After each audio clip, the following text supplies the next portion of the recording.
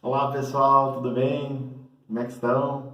Todos aí em casa por conta da pandemia. Realmente a gente deve seguir as orientações e por conta disso nós vamos nos encontrar agora nesse meio virtual, que não deixa de ser bacana, não deixa de ser legal. Nós vamos fazer o nosso trabalho da melhor maneira possível para atender vocês sempre da melhor maneira, ok? Vamos lá então. Bom, a gente vai trabalhar hoje o conceito das soluções, beleza? Bom, é sempre importante a gente, quando vai começar a estudar uma matéria, entender o porquê do estudo dessa matéria.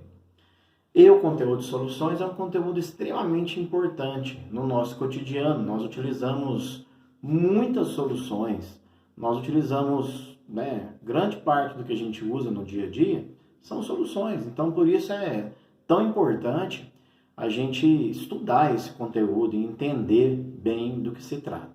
Bom, vamos começar do início. As soluções, elas constituem um tipo de dispersão. E o que é uma dispersão? Uma dispersão acontece quando eu tenho partículas, que eu chamo de disperso, disseminadas em um solvente, em um líquido, em uma substância, que pode ser líquida, pode ser sólida, pode ser gasosa, e essa substância nós vamos chamar de dispersante, beleza?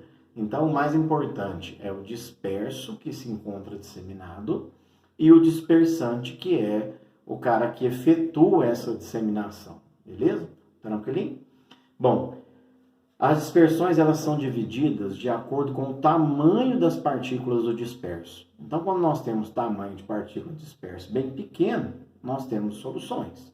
Quando nós temos tamanho de partícula do disperso intermediário, nós temos os colóides. E quando nós temos partícula do disperso muito grande, grandes aglomerados, macromoléculas, macroestruturas, aí dispersos num dispersante, nós temos o que a gente chama de suspensão, beleza? As suspensões são misturas heterogêneas e elas podem ser vistas a olho nu. Então, se eu olhar para uma suspensão, eu vou ver a diferença de fases. Vai acontecer ali, ó, separação de fases. Como acontece quando a gente mistura, por exemplo, o azeite na água, beleza? Por outro lado, as misturas que chamamos de colóides são dispersões que possuem aspecto homogêneo, mas que na realidade são heterogêneas, certo? Um exemplo de colóide seria a gelatina, seria o leite, o sangue, são exemplos de colóide. Mas tem outros exemplos.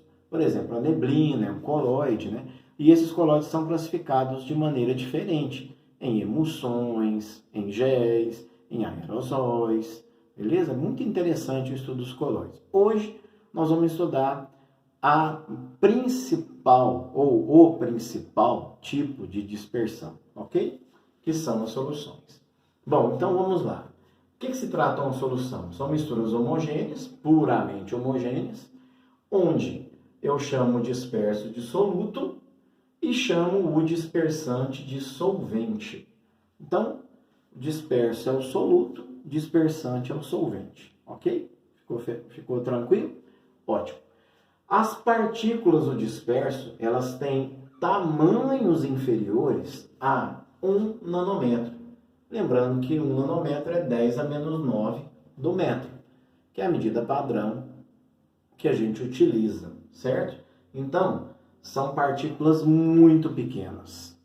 E são partículas que se encontram ali, ó, disseminadas, de maneira a formar uma mistura puramente homogênea. A solução ela apresenta uma única fase, certo? Ela é uma mistura homogênea que também é um sistema homogêneo. A gente tem que tomar cuidado com essa classificação de mistura e sistema, porque todo sistema pode ser ou não uma mistura. Toda mistura homogênea é um sistema homogêneo, mas nem todo sistema homogêneo é mistura homogênea. Por quê? Porque eu posso ter um sistema homogêneo de uma única substância, tipo água pura, que é extremamente difícil ser obtida, mas pode acontecer. Bom, então, eu não posso separar os componentes de uma solução por filtração. Não dá para separar por filtração, porque por filtração tem que ser mistura heterogênea, e essa mistura é uma mistura homogênea. Nem se eu utilizar um ultrafiltro, numa superfiltração, uma filtração muito específica, eu não consigo tirar o soluto da solução. Eu posso separar um coloide por ultrafiltração, mas uma solução é impossível. Eu também não consigo separar por decantação, nem se eu usar uma ultracentrífuga, que separa, por exemplo, os coloides. Então, com uma ultracentrifugação, eu consigo separar coloide, mas eu não consigo separar solução, usando centrifugação, nem de altíssima velocidade. As partículas do disperso, que é o soluto, elas não podem ser vistas nem ao ultramicroscópio. É a diferença da solução com o coloide. No coloide eu consigo enxergar as partículas do disperso no ultramicroscópio. Na solução, isso não é possível, certo? Bom, vamos lá. Eu posso classificar as soluções. E como que vai ser essa classificação? Eu tenho várias classificações. A primeira que a gente vai tratar seria a classificação de acordo com a fase de agregação. A fase de agregação é a mesma coisa que estado físico. Então, através do estado físico, eu posso classificar a solução dessas formas aqui, ó. Eu posso ter uma solução sólida, eu posso ter uma solução líquida e eu posso ter uma solução gasosa. Quem vai determinar a fase de agregação da solução é o dispersante da solução, que é o solvente, ok? Então, se o solvente for sólido, eu tenho uma solução sólida. Exemplo aqui, o ouro 18 quilates. O ouro 18 quilates é uma liga metálica. E todas as ligas metálicas são soluções sólidas, ok? Bom, eu também posso ter uma solução líquida. Aqui o solvente é líquido. Exemplo, água mineral. A água mineral é uma solução líquida, onde eu tenho uma única fase e tenho inúmeros componentes. Por que inúmeros componentes? Porque depende da fonte onde eu vou retirar essa água. Tem água que tem composição que tem muito bicarbonato, outras menos. Tem água que tem vanádio, outros tipos de água mineral não tem. Então, é bem interessante essa análise da composição, porque se trata de uma mistura e é uma mistura homogênea, beleza? Então, tem uma fase só e inúmeros componentes. Bom, e eu posso ter soluções gasosas. Quem define se a solução será gasosa? Quem define se a solução será gasosa vai ser o solvente. E aí, um exemplo bem claro de solução gasosa é, sem dúvida alguma, o ar atmosférico. O ar atmosférico é uma solução gasosa, onde eu tenho o nitrogênio com maior porcentagem, uma maior pressão parcial desse gás, e o oxigênio com a menor porcentagem, a menor pressão parcial desse gás na mistura, além de outros gases. E a composição do ar vai depender se é o ar da cidade, se é o ar do campo, se tem muita indústria próxima, se gera poluição, gases que podem contribuir aí para a acidez das chuvas. Então, ela é variável, certo? Bom, outro ponto a ser discutido é a condutividade elétrica da minha solução. Como assim condutividade elétrica? A minha solução pode conduzir ou não eletricidade. E como que a solução conduz a eletricidade? Na verdade, a solução conduz a eletricidade por conta dos íons dispersos que são formados ou no processo de dissociação de um soluto iônico ou no processo de ionização de um soluto molecular. Lembrando que a dissociação é um fenômeno físico, vai acontecer a separação do cátion e ânion. Eles já existem.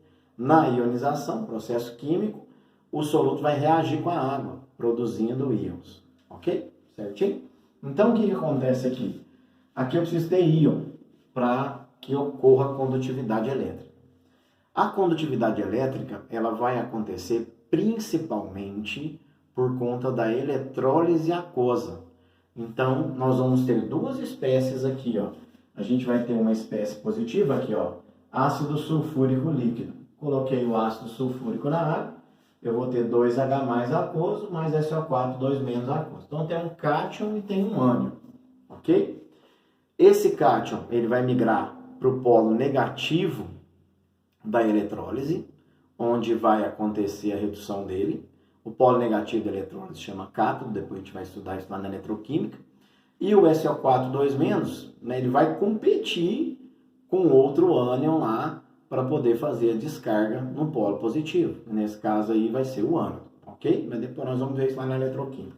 Mas tem que ocorrer uma eletrólise para que ocorra condução elétrica no meio, né? Na verdade, nós vamos ter que, né, ter um processo ali de redução e de oxidação para que aconteça a condutividade elétrica. Mas a solução é condutora quando ela tem íons, ok? Então, como é que nós vamos chamar a solução que não conduz? Nós vamos chamar a solução que não conduz de solução molecular ou solução não eletrolítica. Aí, um exemplo de solução molecular ou não eletrolítica, sem dúvida alguma, seria a glicose, C6H12O6, que aqui está sólida. Quando eu coloco na água, ela, né, forma uma solução aquosa, mas não forma íon. Então, se não forma íon, não é possível haver a condutividade elétrica. Certinho?